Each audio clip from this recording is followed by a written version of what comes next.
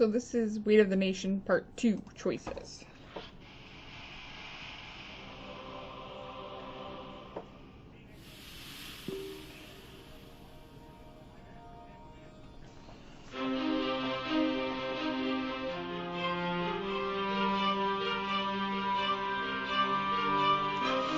Is Georgia as heavy as I was? It's called acanthosis. 18+% of our children right now are obese. How old are you? About 280. If you go with the flow in America today, you will end up overweight or obese, as 2/3 of Americans do. I don't want to be fat for the rest of my life.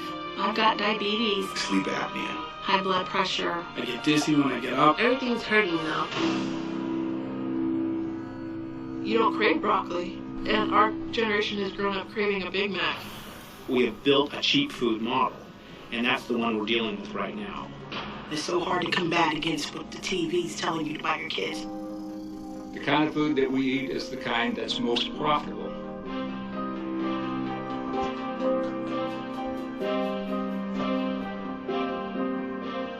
Local and regional foods taste better. The weight of the nation is out of control, but we can fix that. Hey, Market. Market means everything for this neighborhood. We have got to come together as a country and really make this a priority. As long as we stick together, that's what it's about. It's not only health, it's about survival and well-being of the United States as a nation. The reason we have government in the first place is to solve problems collectively that we can't solve individually. If we don't now take this as a really serious, urgent national priority, we are, all of us individually and as a nation, going to pay a really serious price.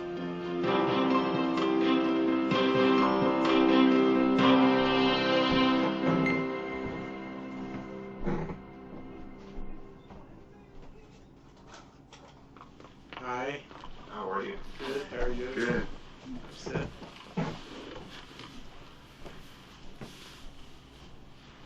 I always say this is the biggest I'm ever going to be, and I said that like 20 pounds ago. This is crazy. I'm sick.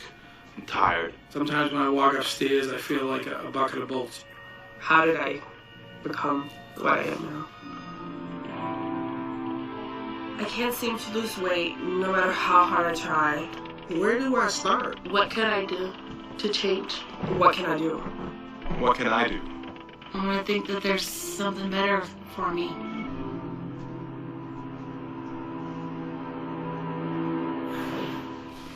You start by giving us your height and weight.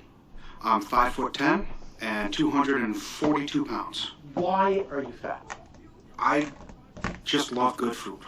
What I consider to be good food. I love burgers. I'm a big burger fan. I got a cheeseburger tattooed on my knee. Can I see it? Absolutely. You got the ketchup, you got the mustard. Yeah, I love cheeseburgers, man. See, that's the thing is I know what to do. I just can't do it sometimes. With the RDX full stomach reducing plan, you fill your stomach, yet fat just seems to melt away. And safe, pleasant tasting RDX tablets contain no dangerous drugs, no hormones. Will there ever be a magic bullet that just instantly helps us lose weight? Please? Please? We can do something about this. We're not doomed to this situation, but it's going to take a combination of rigorous research to understand the causes and also to identify interventions that work and that we can demonstrate work in the real world, not in some artificial ivory tower way. Keep it up. You can do it. Try to push. Try to push. That's it, right? Keep it at 60. Stop it. Okay. What we're doing now is to get a metabolic signature at rest and at peak exercise. This blood actually contains a different metabolic profile than this blood does. The science of obesity has exploded in the last 15 to 20 years.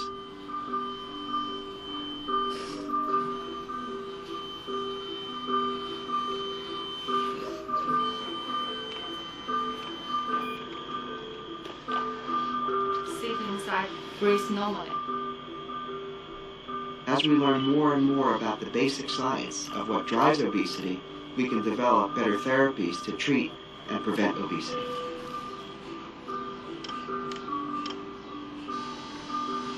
Alright, Dad, just give me a thumbs up if you're doing okay there. There's a projector, and what's being projected to him are these images here. We're looking at changes in blood flow to brain regions as they become active.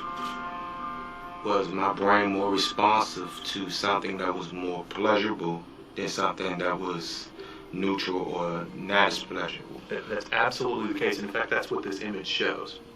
We now understand many of the factors that regulate food intake that we never understood before, that we never knew existed before. It's still not enough.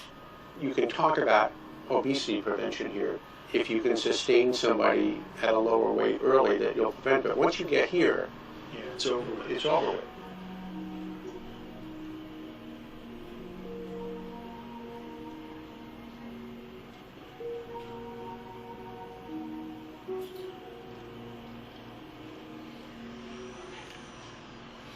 There's some pretty clear advice that follows from this research that's gone on. Fad diets, diets that haven't been scientifically tested, things that promise miracles, because there really isn't such a thing as a miracle here. So if you're promised it, it's a pretty good idea to run in the other direction.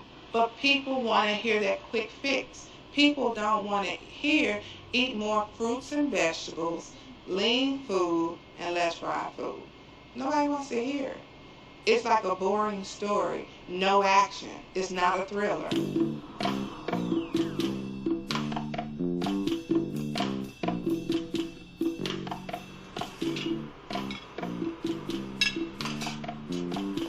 The weight that I am now, I haven't been in over 20 years.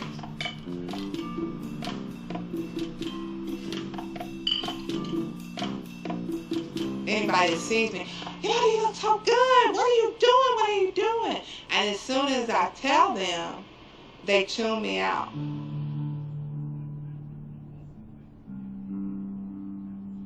My doctor's office that I went to, she didn't have a scale that weighed me. So for quite some time, I really never knew how much I weighed. My mother would make comments, I look a little tight on you. So I finally bought a scale that went up to 450 pounds, and I got on it, and I was 430 pounds. I didn't say nothing to anyone, because I'm like, wow, you're 70 pounds from 500.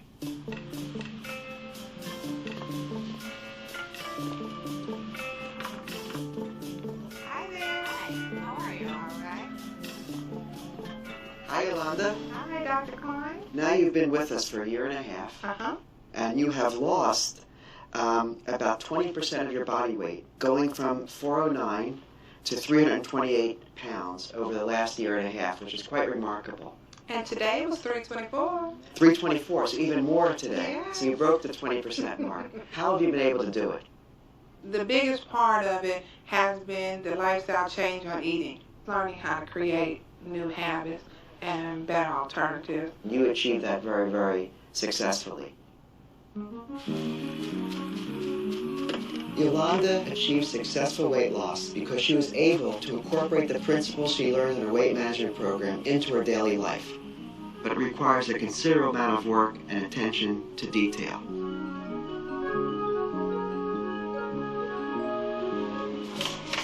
You gotta start somewhere. So what I did was I committed to looking at how many calories I drank. And I just did that. And when I was up to 2,000 calories in just drinking, because you get McDonald's, everybody, okay, no soda, but you get the sweet tea.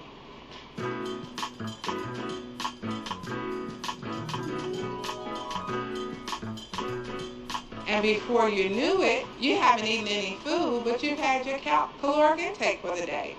We don't realize consciously of what we're drinking and eating. My skinny would be about 225, I think, with my height.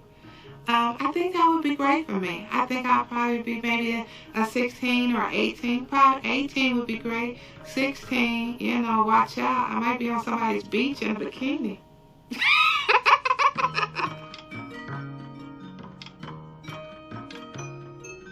Yolanda, how are things going on this week? This month has been kind of hard for me. Because I was back nibbling. So what I had to do was the celery sticks again. Yeah, and put them on the counter. Support each other. If you have a great week, we're cheering for you. If you have a bad week, we're cheering for you. I didn't get any cookies. I was good.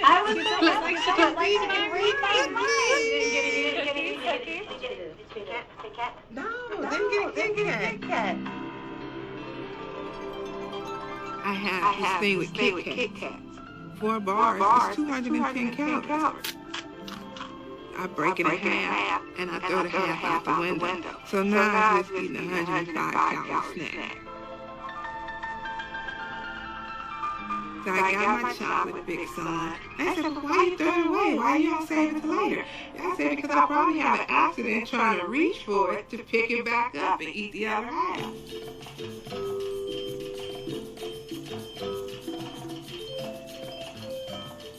In my purse, I carry the Calorie King.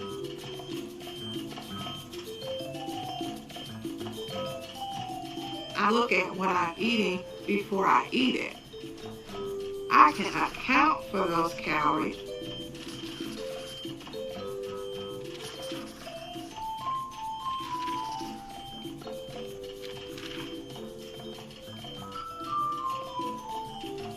morning. Hello, good morning, ladies. Okay, and you got the sandwich. All right. You're welcome. A lot of times I skip breakfast. As soon as the bacon came out, I grabbed a piece of bacon. Then the sausage came out, grabbed a piece of sausage. Then made an egg. Oops, I made too much for them. So I ate that egg. So ended up, I said I wasn't eating breakfast, but I didn't know what I was eating and how much I was eating because it was a constant nibbling here and there. So I had to become more structured. I had to plan for my day. I had to come in and say, this is breakfast time. Eat your oatmeal and 2 pieces of turkey sausage. I'm very proud of myself. I'm very proud that I've decided to become a healthier person.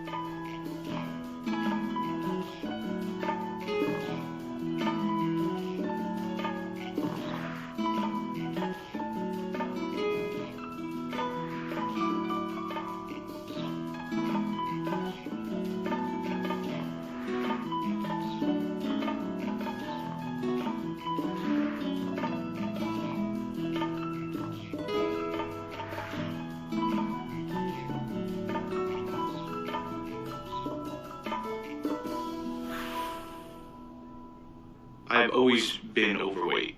I mean, I can't say I've tried every diet, but I've tried most of the popular diets at one time or another. I have tried all sorts of diets. Can I name them? South The Beach South Beach diet. was probably my most successful one. Cabbage soup diet. It's a 7-day diet where you're pretty much just drinking cabbage soup. The Atkins diet. Atkins diet. Atkins. Diets. The healthy fats, the low fats, the non-fats. The low carb, all I ate were chicken tenders and chicken wings. The Master's Cleanse, lemonade and cayenne pepper and maple syrup mixture that Beyonce did so I could get skinny like Beyonce. And that didn't work for me. Weight Watchers. Everything. Except for the unpractical ones. I don't like the cookie diet, that's just stupid. And you're paying out thousands of dollars and nothing ever works. You might lose a few pounds, but nothing sticks, nothing's right. The diet industry has no reason to solve the problem. Solving the problem puts them out of business.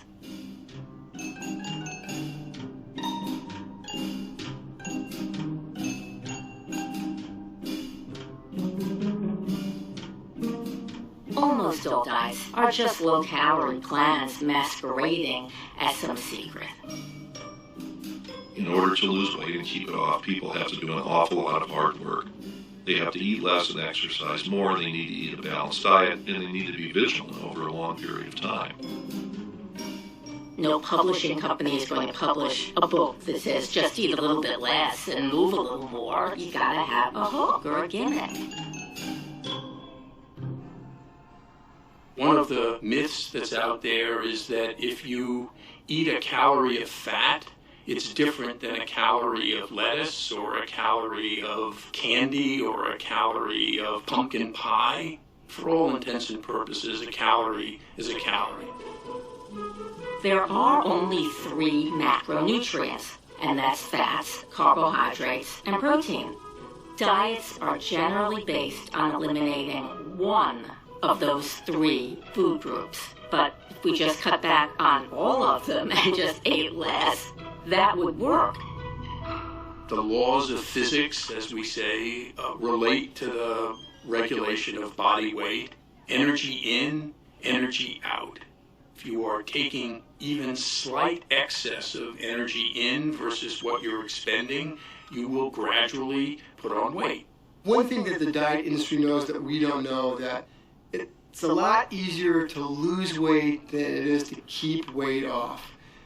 That's why even if you look at a lot of the diet plans that are out there, they're all focused on losing weight, not on maintaining what you've lost. How many pounds have you lost in a lifetime?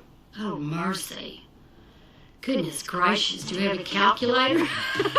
Upwards of 200 pounds 3 times in my life.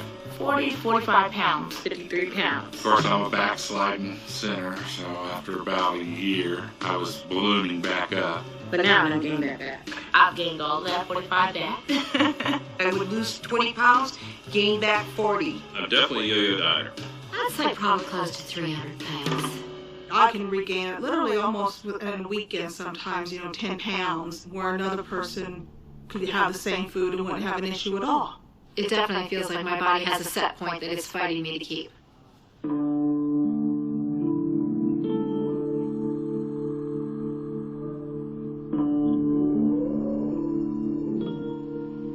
Individuals losing weight are not metabolically the same as they were before they lost weight. Consider 2 individuals, same gender, same age, exactly the same body weight. One of whom is at that body weight as a result of, let's say, a 10 or 15% weight reduction, and the other who's been at that weight for their entire adult life. The weight-reduced individual will be requiring about 20% less calories per day relative to what somebody of that weight who's never lost weight would eat, or eat 10% less and increase their physical activity by 10% in order to keep at that body weight. If that reduced individual goes out to lunch with her friend and they both order the same meal, that will represent a 20% overeating for the weight-reduced individual, quite normal for the individual who's not in that state. 20% may sound like a little, but 20% excess caloric intake a year will account for the inexorable weight regain. As far as we know, this phenomenon does not go away. So being successful for a year or 2 doesn't mean that you're going to be able to go back to eating at the rate that would be appropriate for a person who never lost weight. Does the struggle ever seem sort of unfair? Sure, it does seem unfair. It's unfair that, I can't just lose the weight and go back to the way a normal thin person lives their life, but that's part of the price you pay for allowing yourself to get overweight in the first place. I'm pre-diabetic. I'm borderline on the verge of having to do something serious about it. I was diagnosed type 2 diabetic. He's borderline diabetes.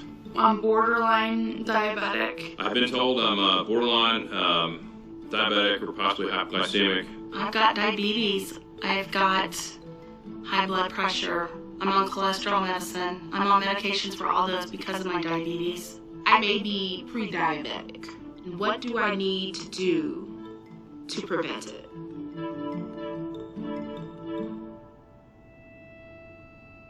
We now know very well from a number of very well-conducted research studies that they can reduce their risk dramatically. We had a study that was sponsored by the National Institutes of Health called the Diabetes Prevention Program, and it was a research study to determine whether we could decrease the development of diabetes in people who are identified as being at very high risk. We identified what we thought were the leading risk factors. For example, sedentary lifestyle, not enough physical activity, increased body mass. And we thought if we could reverse these environmental factors that led to the development of diabetes and correct them with a lifestyle intervention, could we decrease the development of diabetes in this population? Ready to go. All right. Sounds good. 1, 2, 3. Oh. No crash on that one. 2 gutter balls. We have this remarkable set of identical twins, the Daly brothers. 12 years ago, one of the brothers, Tim, came to us and joined the diabetes prevention program as a research volunteer. He still doesn't have diabetes, while his brother Paul recently started on insulin, and he's gone through the usual steps of worsening diabetes over time. Get this big kiss. A big wet kiss, huh? Whoa, Nelly! Well, it wasn't the shoes. Must be the weight. Gotta get this weight off. 81, 74, 10. Timothy Patrick Walter Daly, and I'm 5 feet 10 inches and 192 pounds right now at the moment. Paul Francis Gerard Daly, 5 foot 8 3/4. You shrink? And about 240. Chest bump? Yeah. It's been 12 years. I remember we were working at the video store together, and Paul was heavier than I was then. I was probably 25 pounds heavier than he was. He was more active. He played basketball once a week. I ran. I was more sedentary than him. I probably didn't tell him at the time that the doctor said Come to find that out I was borderline diabetic. I ignored it. All of a sudden, I have this thirst that I cannot quench.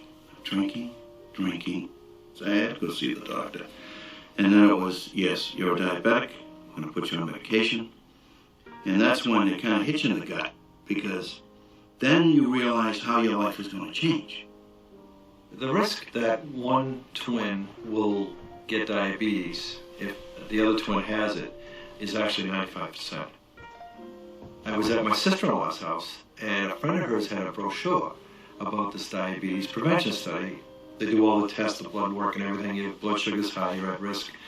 And thank God I got into the study. I didn't know that. So you were at risk at that time? Yes. So your blood sugar was high? Because of the family history, and also because the blood sugar was elevated. Ah. The goal was to try to get people to lose some weight and 7% of their initial body weight.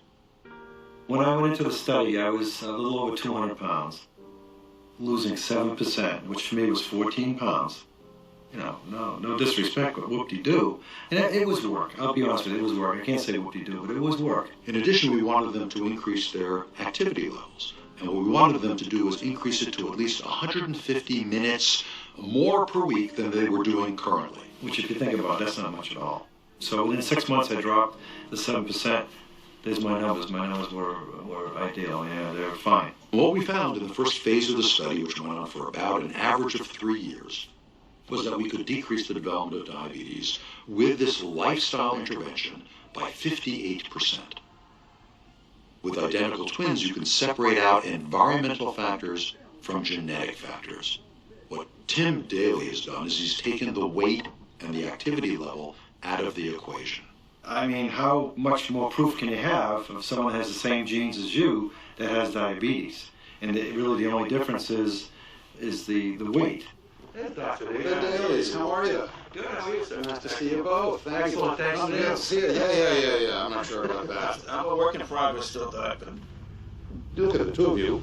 It's like looking in a mirror. Look at this. And he's got an extra. And look where the weight is. Yeah. That's actually, it's all right there. And we know putting that weight around the middle, which seems to lead to the biochemical mischief, that leads to diabetes and blood pressure and is associated with heart disease and all that stuff. The mall walking that he does, you start doing that, And it doesn't take a huge loss of weight. There's some idea that, I've got to get down to the weight I was in high school or something. Really, 10, 20 pounds is enough to improve diabetes once you have it. After talking to Dr. Nathan, he said, Paul, you don't have to be on insulin for the rest of your life. You just have to work harder.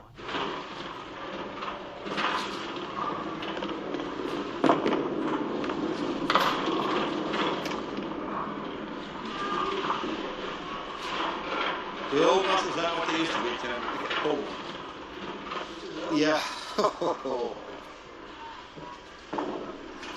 I'll let you finish up. I see myself as a cautionary tale, especially where Tim, right here, doesn't have it because he worked harder at it when he found out I had it. I kind of gave into it, and that was probably the worst decision I've ever made in my life. We are fighting this together. Tim's my inspiration. I really want you to commit to yourself, for yourself, and to me too, because we're so close. That you can do it. I know you can do it if you commit to it. Every day. Get up every morning and say, I'm going to do it. I will lose the 7%.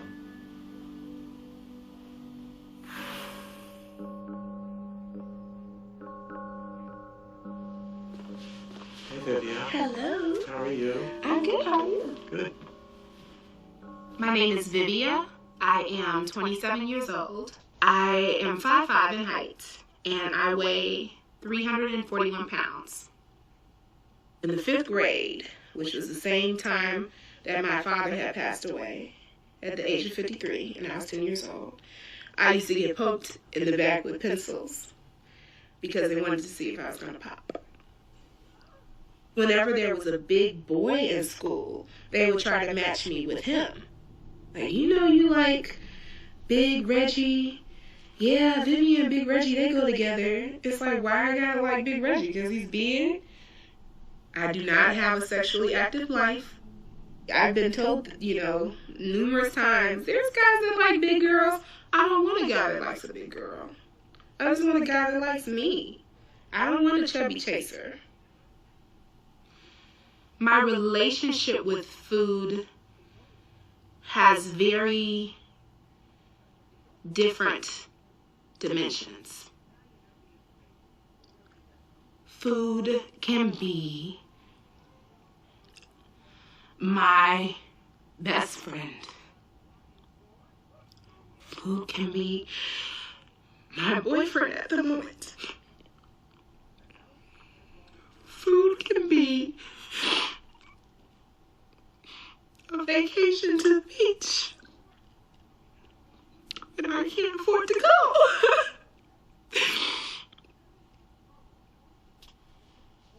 If I were not obese, I would have no hesitation in doing the things I want to do, going to places I want to go, trying for things that I want to accomplish. I could go on a roller coaster.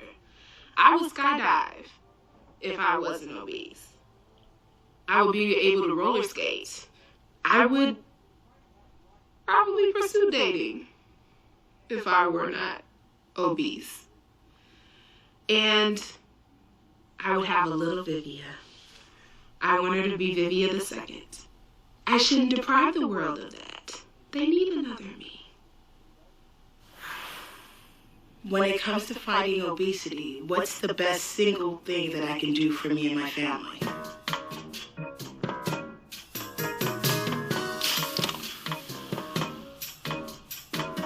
Soda and other sugary drinks are the #1 source of calories in our diet, and the only individual food that's actually directly linked to obesity.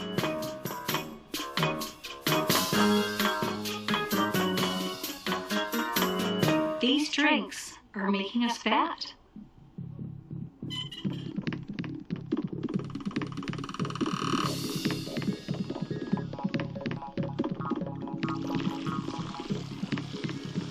There is nothing in a soft drink that is good for you. A Twinkie or a potato chip or a candy bar has at least a little nutrition with it. These sugared beverages have none at all.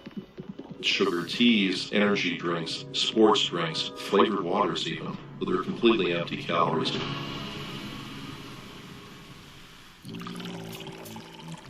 Everyone seems to think a day without orange juice is like a day without sunshine. Juice is just like soda. And I'm saying it right here on camera. There is no difference.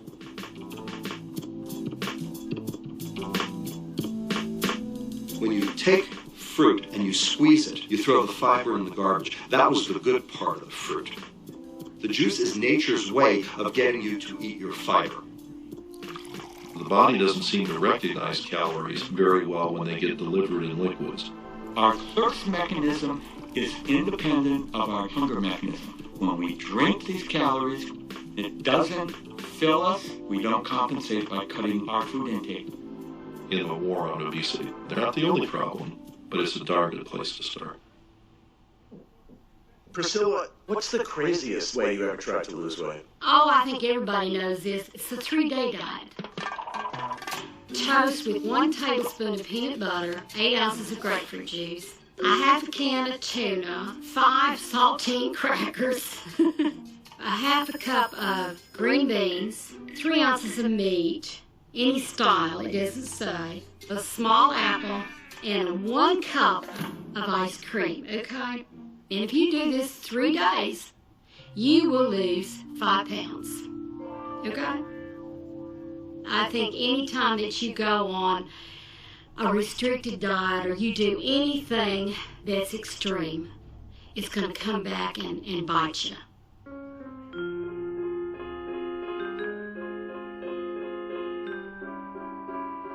There's a lot of very, very low calorie diets that are out there on the market. We often see this. Men will say they've gone on a diet and they're able to, cinch their belt in a little bit quicker. Men deposit their fat in this visceral depot, the beer belly location. That's the easiest place for you to break those calories down for energy. When you go on these really low calorie diets, your metabolism actually slows down significantly. What happens specifically in women, we fight against losing weight in our hips and thighs. Girls, let's call a spade a spade. Now, if you have a figure problem, if you want to improve the bust line, or the waist, or the hips, or the thighs, or the calves of the legs, or if you're getting a double chin, the secret is what? Corrective, systematic exercise. Physical fitness has to be a state of mind. The important thing is to stick with your exercise. Make it a daily routine, like eating. It's a good idea to warm up. All of your objectives will be easier to reach if you are physically fit.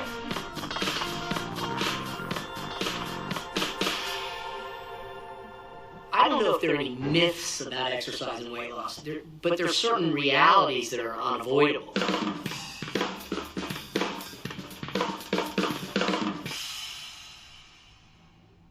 People seem to have this tremendous misconception about how much they have to exercise to lose weight. To burn 100 calories, one has to run about a mile. So think about that. 1 donut. If you were out there running 3 miles for 30 minutes, you could come back and you could undo all of that goodness in about 45 seconds by picking up a candy bar and wolfing it down. 20 minutes of jogging is 1 chocolate chip cookie. Nobody believes you burn as few calories as you do when you exercise. To really lose weight, you have to do a whole lot of exercise. You don't walk in here unless you're ready to work.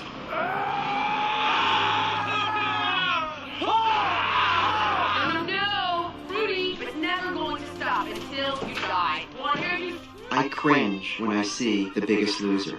It can actually do a disservice seeing this rapid weight loss that they achieve on television that is just not doable under normal circumstances in the real world.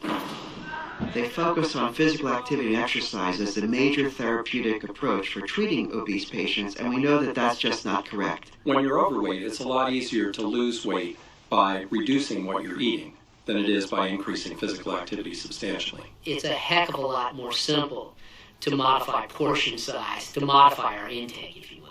I believe that in terms of obesity prevention, that both strategies are important. A combination of aerobic and resistance training is the most effective, both in terms of sustaining weight loss and also in terms of reducing other risk factors. Physical activity really is the wonder drug. If you have regular physical activity, you're less likely to have high blood pressure, less likely to have cancer, less likely to become depressed, less likely to be injured, less likely to have arthritis, less likely to have osteoporosis, more likely to feel better about yourself and be more productive at work. Come on, let's have some fun. Let's pretend that you and I were marching down the road to Health and Happiness Field. So we'll really do some good marching. Everybody together, come on. 1, 2, 3, 4. 1, 2. Out of the soldier march. This in, shoulders back, head up. Big smile. Come on. Gertrude, you're so grateful this morning. 1, 2, up, down, 3, 4. 1, 2, 3. Pull the waist in. That's it. 2, 3. 1, 2, 3, 4. 1, 2, and rest. 1, 2, oh.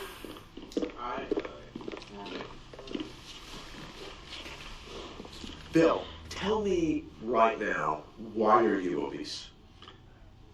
A lot has to do with some of the job situations that I'm in. I have very long work days. I'm out of the house by about 5:30 in the morning. Don't get home till about 6.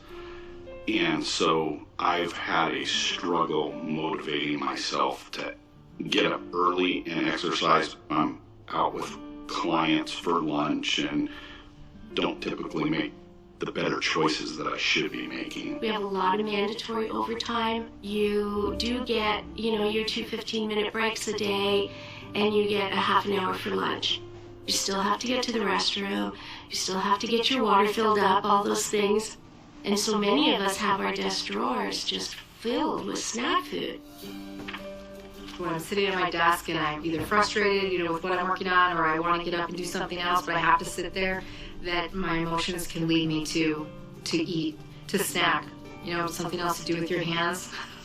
Like boredom?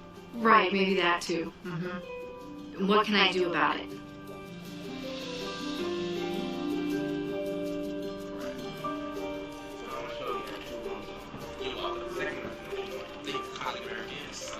Thank you for calling Value Placement. This is Michelle. How can I help you?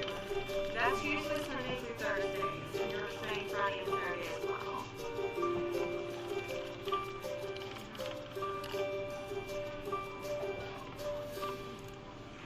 I think I gained maybe 10 pounds in my first few months here. And then it's just, I weighed 126 and then now I'm up to like 170, I think. Because you get bored. You just want to eat. Some of us are here 8 hours, some of us are here 12 hours a day. Good afternoon, Beverly. This is Gigi with Inland Preservation Services. How are you? I work 60 hours a week. My biggest weight loss challenge has been being able to find the time to concentrate on myself. I am a single mom, and I always felt like it was selfish to concentrate on me and to make myself healthy. But when you go to the doctor and then you find out you have high blood pressure or you're borderline this or, and I think that's really a huge wake-up call. So we've all kind of collectively come together because we finally realized that living a healthy lifestyle is very, very important. It's a necessity if I want to be here for my daughter. So we need to get things finalized for the health fair. You guys all know who you need to contact to get people there. I know Pam, you're taking care of the nurse to come for the blood pressure. I'll be weighing people too. So. Oh, yeah. So just make sure that you just let people know not to feel uncomfortable. So we formed a wellness committee here about 3 months ago to promote health and wellness in every aspect, mental, physical, emotional, but really the physical challenges that we face here. It is an employee-run wellness committee. We have a month, so this is crunch time. Yay! And for the record, Blue Team's gonna kick y'all's butt. I'm sorry, the black team is. Black team.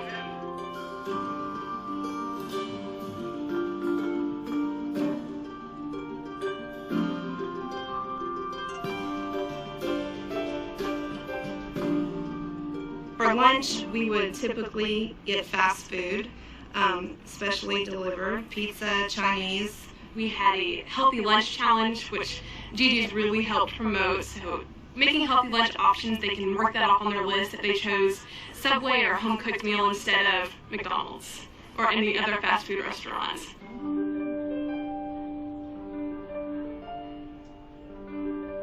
I bring little snacks in little Ziploc snack bags, and I just go around and ask, anybody want a snack? Normally, they do not turn it down. I bring in grapes and carrots. Most of the time, the grapes go quicker than the carrots, but they love it.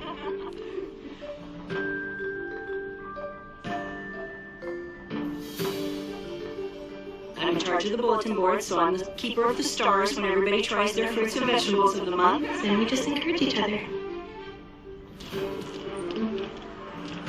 Currently, we're doing a walking challenge.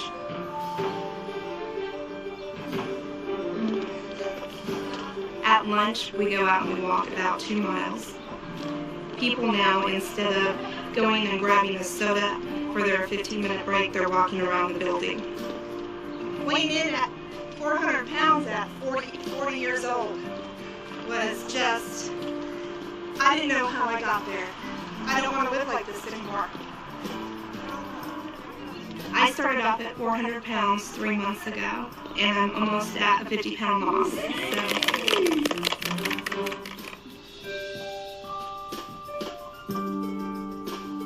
I've had the support of the whole company, but these ones right here are very special and dear to my heart. They've cheered me on, they write me messages, they call me, email me.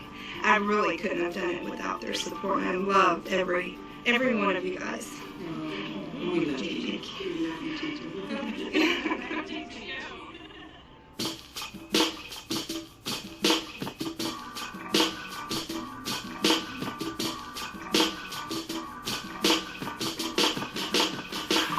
Something at work will happen, it'll trigger, screw this, I'm going out and getting a pizza and a beer. I have a lot of work. My ex-wife. Recently been through a divorce. Fights with my ex-wife, man. These days. I have 2 small children. We all kind of know what's happened in the last few years with building industry and everything. You never know until the very last minute if you're going to get paid and you'll be able to make your mortgage payment the next month. That kind of thing. I've gained probably 30 pounds since that divorce. Probably about 50 pounds in the last 4 years. Just seems like when I'm stressed out, it just comes out like this. So you're a stress eater? Stress eater, definitely. It's really not just about what we're eating, but it's about what is eating you. We have an epidemic of obesity. We also have an epidemic of stress, and the two are feeding each other. During times of stress, when we need to be really efficient and replenish our calories, our natural, hardwired reaction is to reach for the highly palatable food, the donuts, the chocolate, food with a lot of fat, sugar, salt. The body wants dense calories. Now, why is that? When we were hunters and gatherers, it made all the sense in the world that when we're under stress during times of famine, periods of hunting and escaping predators, we're going to need to replenish our energy stores. When we're stressed, we're changing the biochemistry of our blood. It starts with a perception of threat in the brain. Something's wrong. The chemical signal triggers the adrenal glands to release adrenaline and cortisol, and this combination, which I call stress soup, turn on enzymes that then turn the fat cell into a fat storing machine. Our body pours this cortisol to the blood and alerts the brain to look out for those sweet high-fat foods. So it's not just how much we eat, but it's how much stress soup is there at this moment in our blood, and that's going to determine if we're in fat storing mode or fat burning. When cortisol has stimulated our appetite, It's one of the strongest drives we have, like the drive to seek a drug. We're chronically stressed, so when we're surrounded by palatable, abundant food, we are destined to eat it.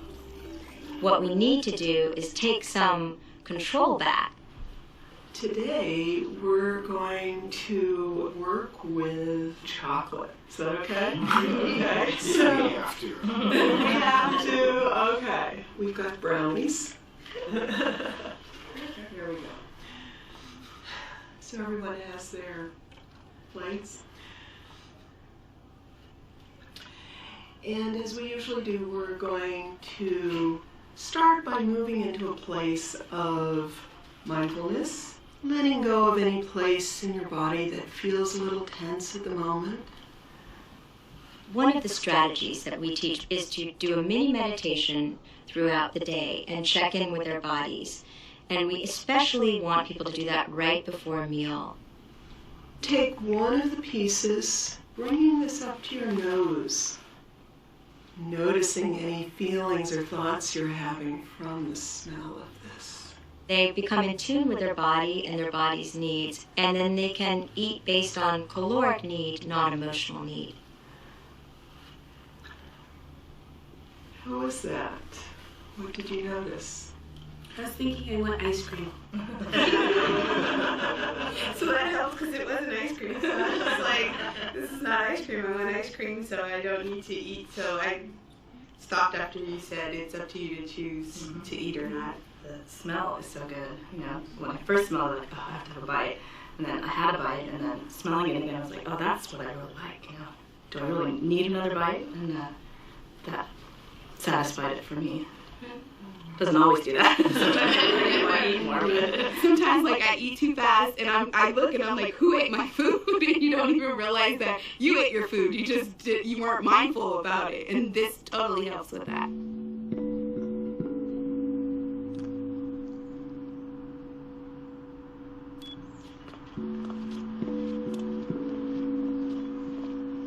Exercise is probably one of the most powerful stress buffering activities we can do.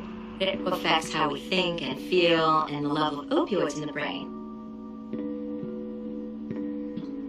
For the comfort food eaters and the emotional eaters, you can't just take away the comfort food. People are going to feel bad. It's not going to work for very long.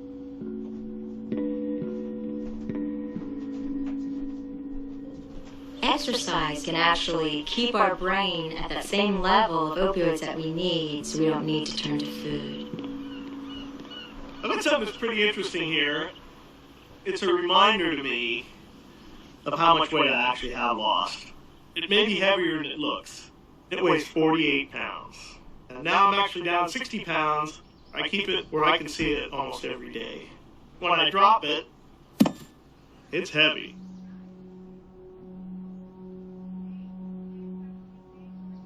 This is probably the lightest I've been in my adult life. As a police officer, I worked irregular hours, I ate irregularly, a lot of fast food. My mother actually died of heart disease at age 57, and I'm 56. And I got to a place where I almost thought, well, she lived a good life. I was pretty resigned to being the way I was. Mindless eating would describe me very well. I would eat a sandwich in 5 bites, and now I'll eat a piece of toast in 12 bites.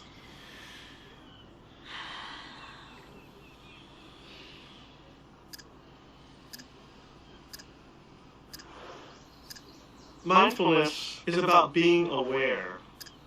The best thing I do at a meal is to stop initially and observe the food, take in just the sight, the sense of the food and where it came from, its origin, and what it does for you.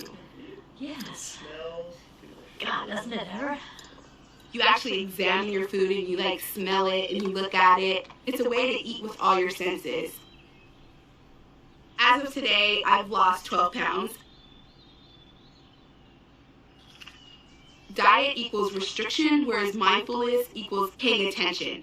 And so that's kind of my motto going forward is like, okay, pay attention to your life and pay attention to what you're eating and like how you're feeling, and not diet, don't restrict. It's flipped the switch for me. And now I'm looking forward to hopefully a nice old age.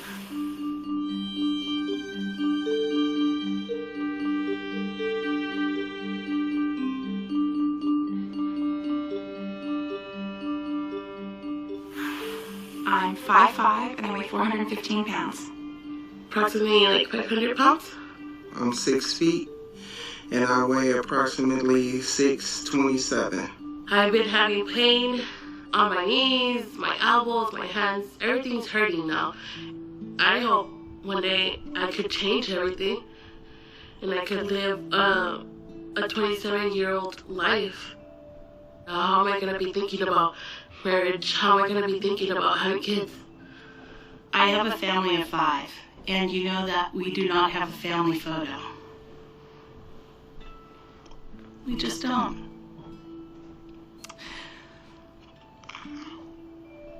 My kid should be able to see that on the wall. It's like I'm in some kind of prison. I get so angry.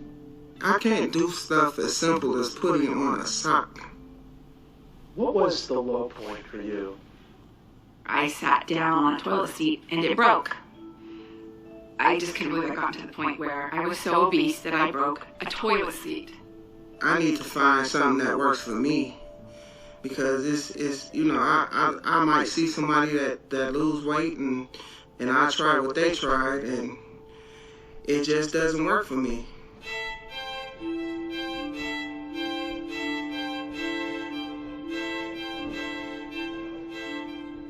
There's a great question that we have yet to answer about who are the people that are the optimal group to have bariatric surgery. As a surgeon who deals with folks who are struggling with obesity, I personally believe that we should be targeting people who are on the heavier and sicker side of the spectrum.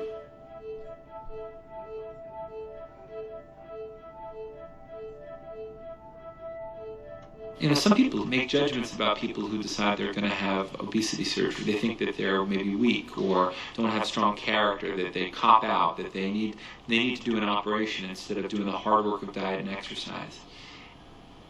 And I think when you see the people who've gone through this struggle, you realize it's exactly the opposite.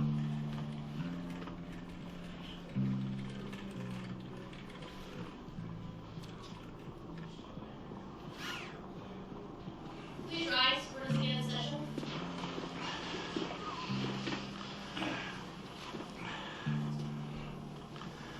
Thank you, ladies and gentlemen. Please be seated.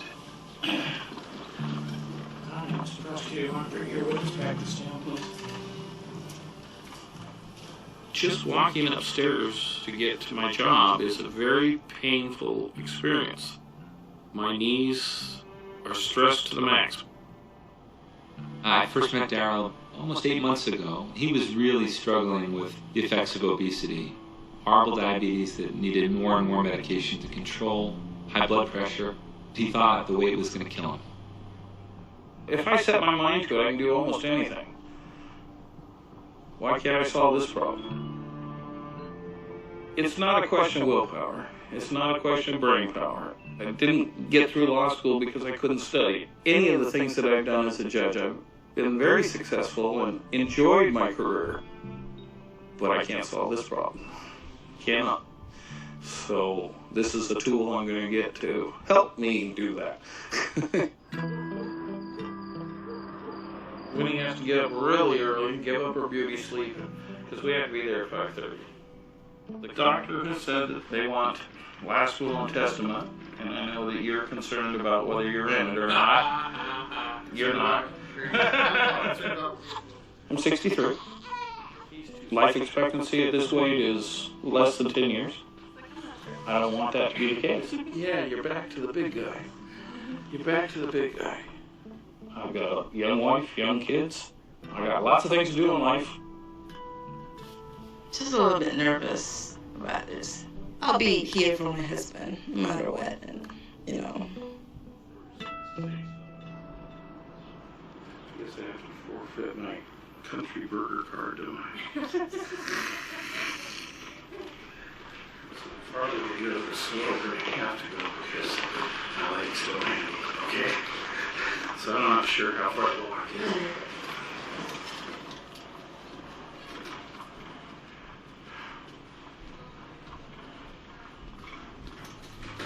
What we're doing in a Roux-en-Y gastric bypass, it's taking the stomach and cutting off a small part of it by applying a stapler here and here, creating an egg-sized new stomach. We map out about 2 feet of the small intestine, and that stomach is reconnected to the intestinal tract and then reconnected to the intestinal tract down here. The normal digestive pathway is no longer through this part of the intestines and down. It's at this point right here where digestion starts to occur.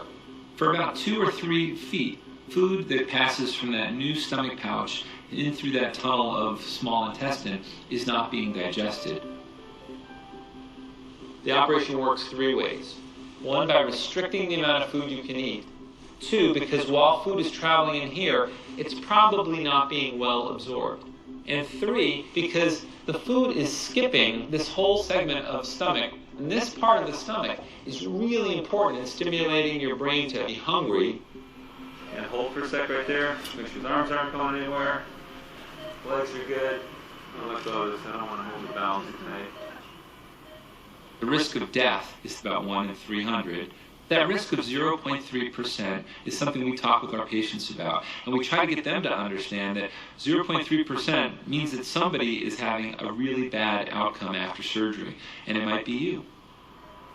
Okay, we're now moving through the different layers of the abdominal cavity.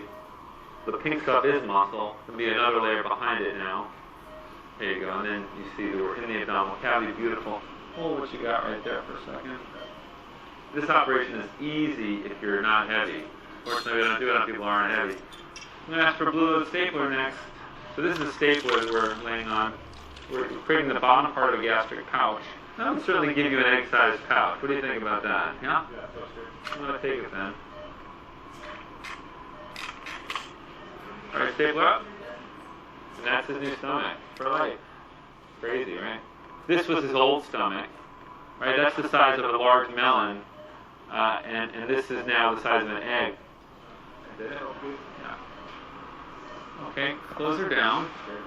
See that old stomach out of the way? Beautiful. This is where it's connected from stomach to small bowel. That's his new channel for food right there. That's the inside of the small bowel. The food will never go down this path again. All right, fantastic. The fascinating part of this operation, from my perspective, is just by having the food skip the main part of the stomach and the first part of the intestines, the duodenum, it seems that it turns on the machinery of the pancreas so that people who have diabetes, their pancreas functions much, much better. So much to the point that they may come off their diabetes medications altogether within a week or so of the operation.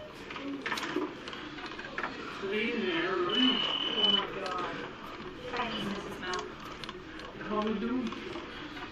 Okay. Can I sit? Yeah. Okay. Thank you. I love you. I asked the doc if I was going to be 150 pounds lighter when I woke up, and he said no. And so that's a disappointment. I'll have to work it out. And I can handle a kiss on the cheek.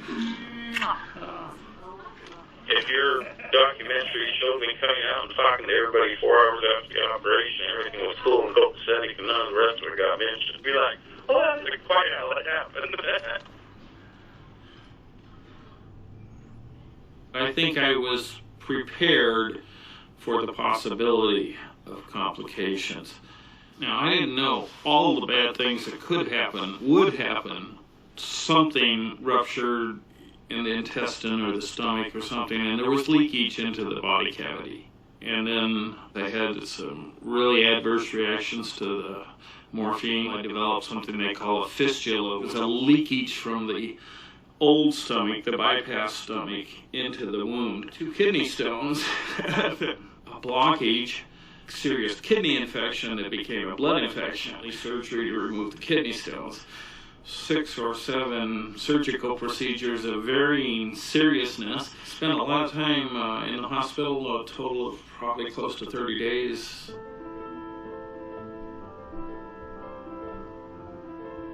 He's changed a lot too. We've changed together, except you've gotten bigger and I've gotten smaller. When they were here before, I didn't have a lap for you to sit on. It was all full of me. Now, I got a lap.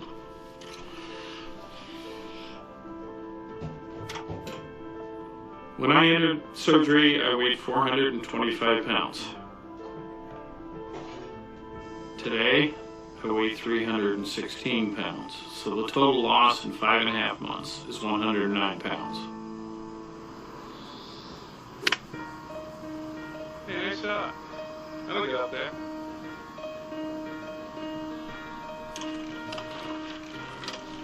I wasn't very far. No, you were. For me, that was a good shot. If I hadn't been diabetic for so long, I probably would be totally off of diabetes medicine. Now I take a little bit, a very small amount of insulin. Somewhere out there's a mountain. I don't take blood pressure medications at all instead of the 3 I was taking before. I've never felt that the complications were a mistake that somebody made. This was not an error in judgment. This was not an error in procedure. It was a good decision for me.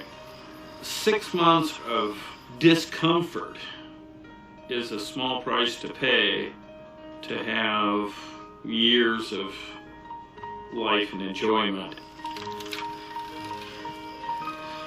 The surgery is not a magic wand. What you really need to be successful after this operation is radical behavioral change. Exercising daily, a sensible diet, the right amount of multivitamins. You have the ingredients for success. I talk about this operation as being a radical step. And I think there are far less radical steps that everybody who's considering this operation should entertain.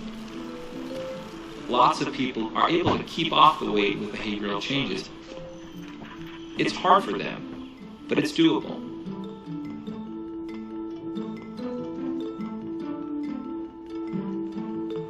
There are some people who are successful losing, in some cases, even very large amounts, 100 pounds or more, and then are able to keep that off for the long term. When you get in and look at those individuals, you get a sense of the extreme vigilance that's necessary in order to accomplish and maintain that goal. It takes work. It takes work to do all of this. It's a mindset. It's so worth it. it's so worth it. The payoff is huge. Okay, girl, I know that. We gotta warm up first. Okay. Warm up is moving fast. Yeah, I know that, but come on. We gotta do some warm-ups. Hold it for 5. 1, 2. This is very strenuous exercise. Ready? 1, 2. Ready? And go. Okay, so what are we doing, 9 miles today? That's what the schedule says. Do you know what today is? Today's the 20th. This is exactly 1 year from when we did our very first 6-mile walk ever in our lives, I swear. Oh my God! Oh, the anniversary!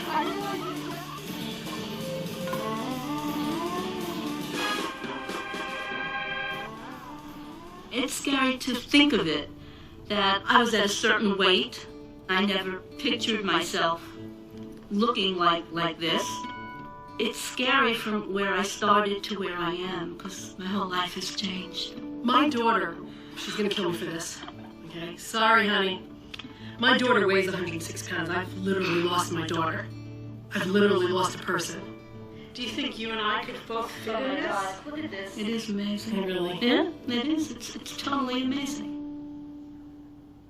You were how tall and how much did you weigh at that time? I was 6'4". No.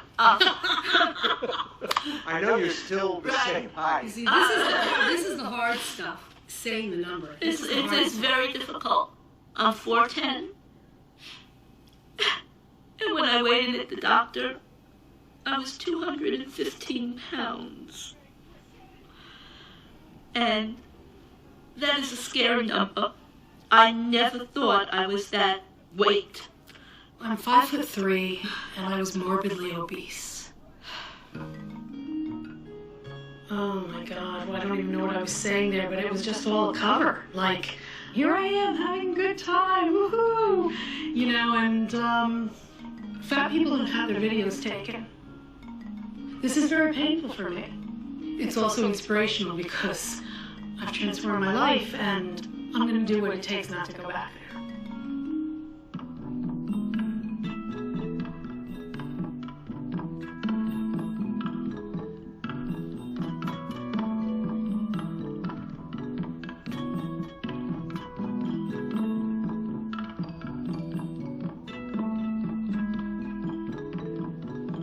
this represents about 106 pounds of weight loss.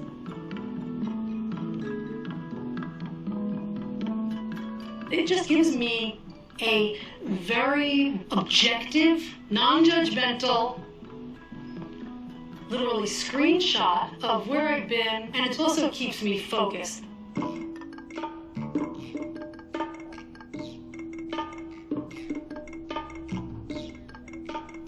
Yes, hi, I'd like to make an order for delivery.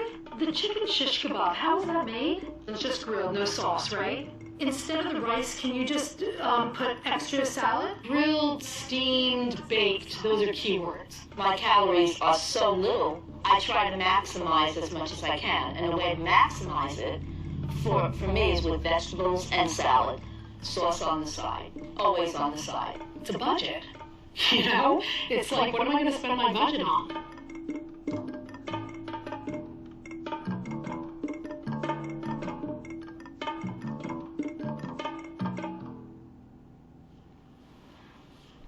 So you want to have a guessing game? Don't peek. How much do you think this weighs? I'm going to say 6.5. 6.5. You rock. You rock. So 6.5 at 52 calories an ounce for salmon. 52 is 338. Chicken kebab. All right. Chicken is 47 calories an ounce times 6.5. So that chicken is 305. This, I'm going to count maybe 25 calories. What do you think? Yeah. This lunch, not including dressing, is 356. Bon appetit! What now, Rhonda? Yes. What is that? Our dietitian had told us to keep a food journal. So I kept a food journal for the first week. Then I said, okay, let's do another week. And another week. This is my 4th year. Without even looking at it, I could just tell you, yesterday when I had for breakfast, I had my Chobani non-fat yogurt, half a cup of berries, which were 45 calories, a quarter of a cup of pure pumpkin, and I added cinnamon and vanilla to that, and then I had it with coffee. My whole breakfast was 205 calories, 19 grams of protein, and 3.5 grams of fiber. Which will take you a long ways. You want to do a hill? You want to get heart rate up? Oh, yeah. Take a motor. Oh, that's cold enough. My heart rate is gone.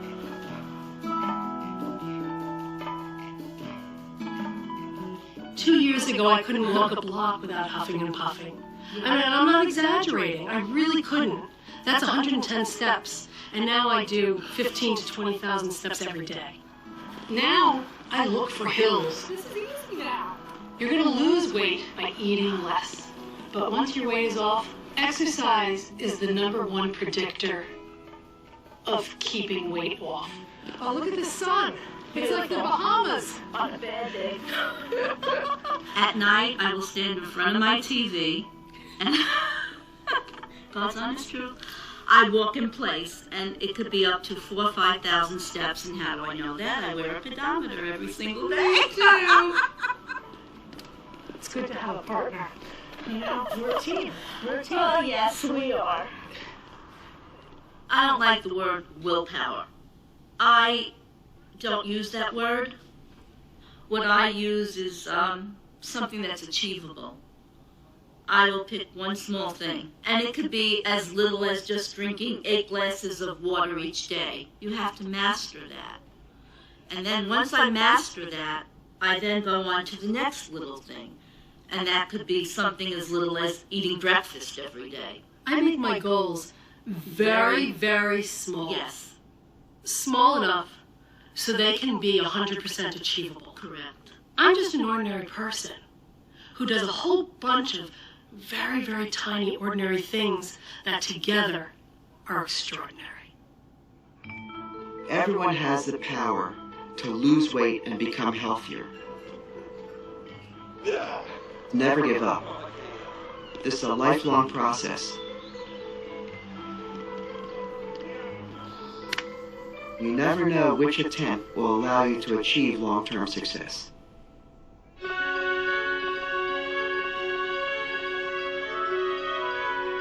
We're in the midst of an epidemic of childhood obesity with childhood obesity rates tripling in just a generation. The evidence is incontrovertible that children who are obese are at greater risk for a variety of health problems. Estimates are that 1 in 3 children born in the year 2000 will develop diabetes sometime in their lifetime. And this is a direct consequence of the obesity epidemic. When I walk into a room, people don't look at me. They look at my size, and they don't want to get to know me. I've struggled with my weight all my life. It's important for the parent to understand that there are all these forces working against them. Food marketing directed at kids. It's powerful, it's pernicious, and it's predatory. All across the country, only 1 out of 6 schools require PE at least 3 days a week. A lot of school cafeterias will have stations set up where children can buy chicken nuggets, french fries, hot dogs, pizza, fast food, and unhealthy food. The obesity crisis is a moral challenge for us as a society. What kind of society do we owe all of our children?